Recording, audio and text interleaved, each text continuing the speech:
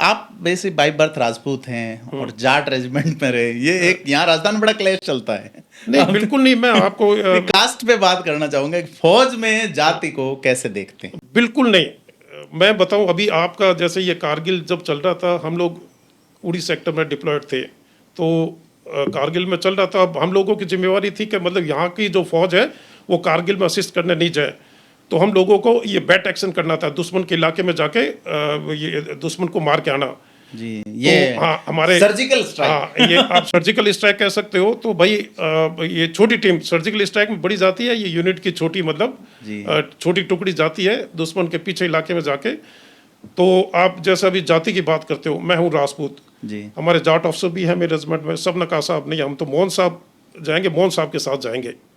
तो भाई मैं राजपूत हूँ, ये जातिवाद तो फौज में बिल्कुल नहीं है जी जी। ना कोई धर्म है।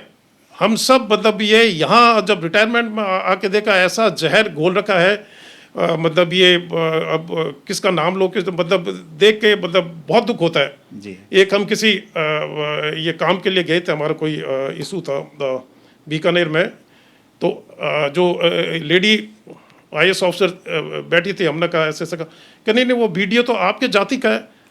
मैंने कहा जाति से क्या लेना देना, अगर वो मेरे जाति का नहीं है तो वो मेरा काम नहीं करेगा।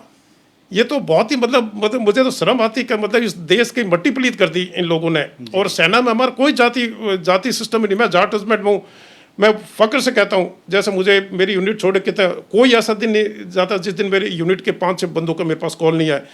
तो उनको मैंने 15-15 20-20 साल पहले छोड़ा है। हम ऑपरेशन में साथ में, गेम साथ में, साथ में पसीना निकाला है, सारे फायरिंग कॉम्पिटिशन, सारे कॉम्पिटिशन साथ में खेलते हैं जी। लेकिन यहाँ जब बातें सिविल में, मतलब इन नेताओं ने ऐसा इसकी मटिया पलीत कर रखी है देश की। जी। वो रामधारी सिंह दिनकर की कुछ पंक्तियां हैं कि केवल कायर क्रूर मचाते जाति जाति का शोर।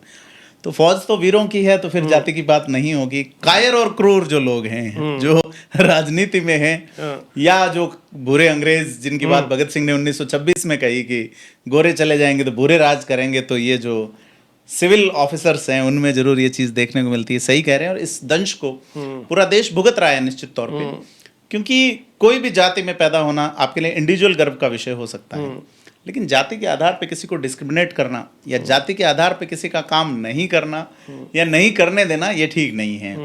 तो फौज में ये रेजिमेंट का नाम तो कास्ट पे ही है सर। नहीं बिल्कुल, ये बिल्कुल सही बात, और आदमी को प्राउड होना चाहिए, और हम चाहते हैं ये रेजिमेंट होनी चाहिए।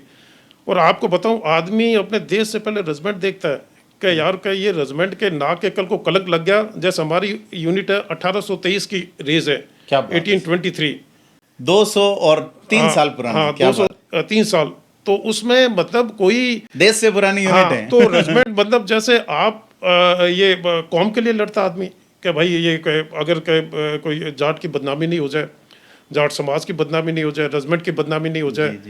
और हमारी यूनिट ही एक ऐसी यूनिट है जिसको जॉर्ज क्रॉस भी मिला और विक्टोरिया क्रॉस भी। क्या बात है। ये सेकेंड वर्ल्ड वॉर में, तो उसमें क्या होते थे, 50% हमारे हिंदू होते थे उस समय, 1947 से पहले 50% मुस्लिम होते थे।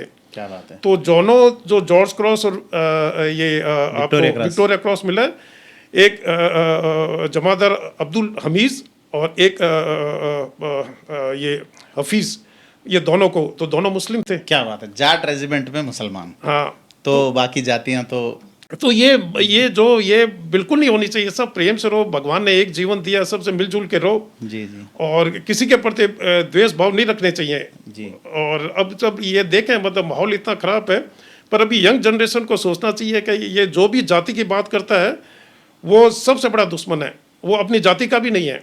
जी। जो जाति की बात करता है वो अपनी जाति का भी नहीं है। जी बिल्कुल। मतलब जातिवाद जो है, कास्टिज्म, दैट इज प्रॉब्लम। जाति अपनी गर्व का विषय हो सकता है, होना ही चाहिए हर व्यक्ति को, जो आपको जन्म मिला है या जो आपका जेनेटिक कोड्स है, जो आपको एक, ये तो बेसिकली साइंस की बात हो गई।